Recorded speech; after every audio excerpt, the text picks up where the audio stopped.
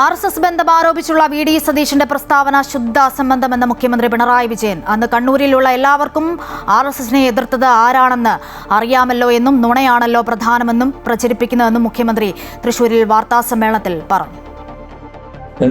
ഒരു സ്ഥാനം ആരായിരുന്നു സ്ഥാനാർത്ഥി? കോൺഗ്രസ്സുകാരായിരുന്നു. RSSന്റെ ജില്ലാ കാര്യമാണ്. ഇങ്ങനെ നാണം കെട്ട ഒരുപാട് കാര്യങ്ങൾ ചെയ്തവര് ഇതെല്ലാം ചെയ്ത് നമ്മുടെ നാടിന് മുന്നിൽ കാണിച്ചവര്. ഞങ്ങൾക്ക് ആ പണിയില്ല. ചില്ലറ വോട്ടിനും 4 സീറ്റിനും വേണ്ടി രാഷ്ട്രീയ ചെറ്റത്തരം കാണിക്കുന്ന പതിവ് ഞങ്ങൾക്കില്ല. അല്ല, അപ്പുറത്തിൽ നിന്ന് കഴിഞ്ഞ 10 വർഷമായി ഒരു വർഗീയ സംഘർഷവും വർഗീയ കലാപവും ഇല്ലാതിരിക്കുന്നു. കാരണം വർഗീയതയോട് വിട്ടുവീഴ്ചയില്ലാത്ത സമീപനം സ്വീകരിക്കും. ഒരു വർഗീയതയെയും ചാരി നിൽക്കുന്നില്ല.